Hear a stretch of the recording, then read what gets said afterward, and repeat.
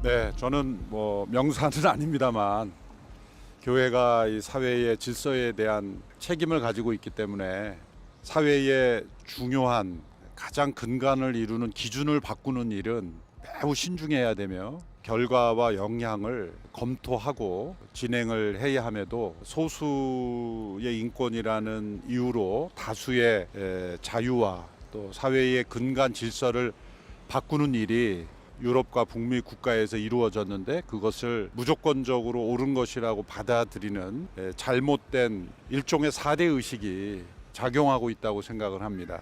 교회는 동성애자들을 혐오하지 않습니다. 그런데 혐오 표현이라는 애매모호한 말로 다른 생각 또 혹은 중요한 질서를 지키고자 하는 그러한 표현들을 혐오라는 그런 용어로 다 매도하고 있는 것은 부당한 것입니다. 혐오라는 것은 미움보다도 훨씬 더 아주 강한 미움일 때 혐오라는 말을 쓰는데 우리가 어떻게 누군가가 어떠한 상태에 있다 할지라도 그걸 혐오라고 말할 수 있습니까? 때로 누군가의 물건을 훔치고 또 누군가를 때로 화가 나서 폭행한 그런 사람들이 주변에서 발견되다 할지라도 정상적인 양심을 가진 사람이라면 그들을 일방적으로 혐오하지 않습니다. 이처럼 동성애 성향이나 또 그러한 상태에 있는 그런 사람들이 할지라도 혐오를 할 수는 없거든요. 오히려 그들에 대해서 긍휼히 여기는 마음, 또 안타까운 마음, 또 그들의 선택과 자유를 존중하는 마음만 있을 뿐입니다. 그런데 이러한 법이 제정됨으로써 부모가 자녀에 대해서 옳다고 여기는 그러한 기준을 교육하지 못하거나 사회의 근본 질서를 지키는 것을 혐오라고 법적으로 제한한다는 것은 지극히 왜곡된 잘못된 법입니다. 그러므로 역사적으로 동성애 현상은 존재해왔고 또 일부지만 그렇게 살아가는 것을 스스로 옳다고 여기는 분들이 분명히 있습니다. 그것은 개인의 선택의 자유이고 대한민국의 국민의 일부로서 법의 보호를 받아야 되는 것을 존중합니다. 그렇지만 모든 것을 법으로 오히려 옹호하고 지지해주고 또 그것이 옳은 것처럼 모든 사람들에게 강요하는 그런 법은 제정돼서는 안 되는 것입니다. 그래서 우리는 누군가를 혐오하는 것이 아니라 대다수가 향유하고 있는 기본 자유를 보장해주는 질서를 지키고자 하는 그런 운동이고 결코 누군가를 혐오한다는 것이 아니라는 것을 말씀드리고 싶습니다. 그리고 일부 국회의원들이 입법 시도하고 있고 또 계속해서 추진하려고 하는 이 법의 내용을 상세하게 저는 읽어보고 또 여러 법조인들의 자문을 구해서 공부도 해봤습니다만 사회 각계각층에 엄청난 부작용이 일어날 것이 분명합니다. 작년이었죠. 지상파 방송에서 중학생 교실을 취재하면서 한 아이가 자신이 동성애자라는 것을 밝힘으로써 친구들이 자신을 참여하고 혐오하고 왕따하고 있다.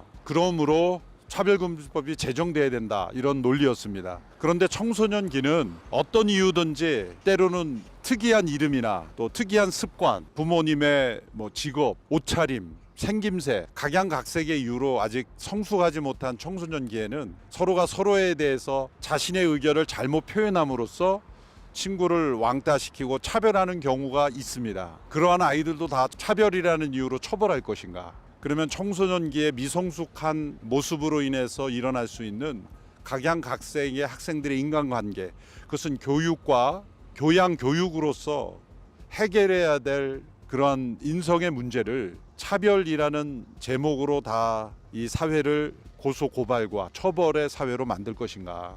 이것이 잘못된 것이고 서울시 인권조례나 또 현재 교육부에서 교육과정 개정 내용이라고 추진하고 있는 모든 내용 중에 성을 생물학적 성이 아니라 사회문화적 성으로 규정해야 되고 그것을 내면화시키고 거기에 대해서 다른 의견을 제시하지 못하도록 이제는 교육 과정에서도 그렇게 교육하려고 하고 있습니다. 이것은 무분별한 일부 국가의 방침을 우리나라가 무분별하게 받아들이는 것입니다. 전 세계적으로 이러한 법이 제정된 나라는 소수이며 다수는 이러한 법의 문제점을 오히려 인식하고 제재하고 있습니다. 그러므로 대한민국 국회가 이러한 법에 대해서 상세하게 심도 있게 연구하고 또 부작용을 살펴야 우리나라 사회의 질서가 바로잡힐 것이라고 생각합니다. 분명한 것은 법은 질서를 위한 것이고 도덕의 최소화입니다.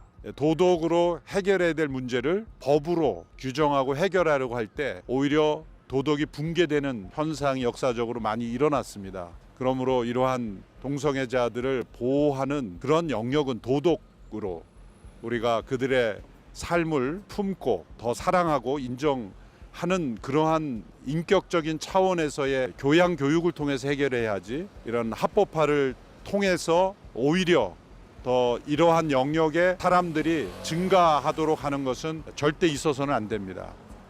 이러한 법들이 제정됨으로 인해서 해외 경우에 트랜스젠더 수술을 하는 이들이 늘어나고 있고, 우리나라도 이러한 기류에 근거해서 매년 트랜스젠더 수술을 받는 청소년 청년들이 증가하고 있습니다. 트랜스젠더 수술은 한번 성공할지 모르지만 다시는 되돌아올 수 없는 것이고, 또 신체 건강의학적으로도 매우 위험한, 생명을 위협하는 수술이기도 합니다. 그리고 여러 성도들 가정 가운데서도 이러한 문제로 가정이 심각한 위기와 갈등 속에 처해 있는 그러한 가정들이 너무 많아지고 있습니다. 그것은 우리의 학교에서 이러한 문제에 대한 잘못된 교육을 하고 있기 때문이고, 학생인권 조례나 또 사회 문화적으로 또 퀴어 축제나 이런 걸 통해서 이것이 마치 옳은 것인처럼 우리의 자녀들에게 비추고 있기 때문이라고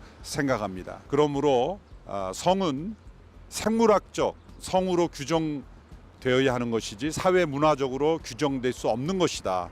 성적 지향 혹은 분류될 수 없는 성이라는 항목을 법제화하는 것에 대해서 전 국민들이 진실을 바로 알아야 되고, 또 이것을 우리 그리스도인들은 반대하는 것입니다. 여러 제정하면서 일부 수정이 되었는데, 처음에는 목회자들이 성경을 설교할 때 동성애를 죄로 규정하고 있는 그런 말씀을 강단에서조차 설교할 수 없게 그렇게 되었다가, 후에는 일부 반발을 의식해서 예배당 안에서는 할 수 있지만 방송이나 미디어를 통해서는 할 수 없다.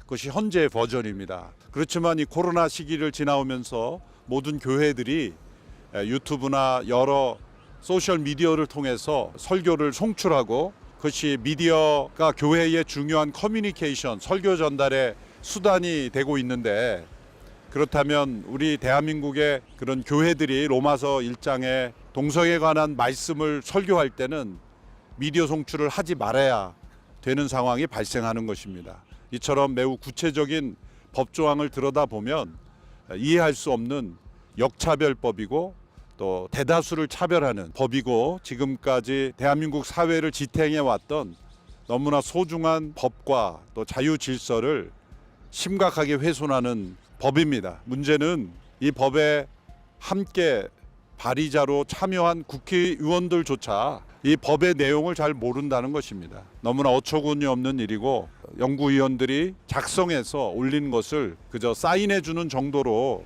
그렇게 발의가 되고 그것이 통과되는 그런 국회가 되어서는 안 됩니다. 저는 이 자리를 빌어서 이 법안에 발의한 국회의원들이 다 모여서 얼마나 이 법에 대해서 알고 있는지 우리들과 함께 토론을 제안합니다. 항목을 왜 만들었으며 이 법이 시행될 때 어떠한 사회에 긍정적인 효과가 있기 때문에 제정하는지를 저희들과 함께 토론을 할 것을 제안하고, 그러한 제안에 응해 주시기를 바랍니다. 만일 그러한 자신이 없다면 이러한 법의 문제점을 다시 한번 살펴봐야 하고, 또 우리가 어느 누군가를 혐오하고 또 사회에서 배제하기 위해서 이런 귀중한 시간을 내서 이런 운동을 계속 벌이고 있는 것이 아니라는 점을 말씀드리고, 또 한국교회가 근현대사의 구습을 철폐하는 데 앞장섰습니다. 노예제와 같은 종 신분을 철폐하는 것, 이 양반과 노비의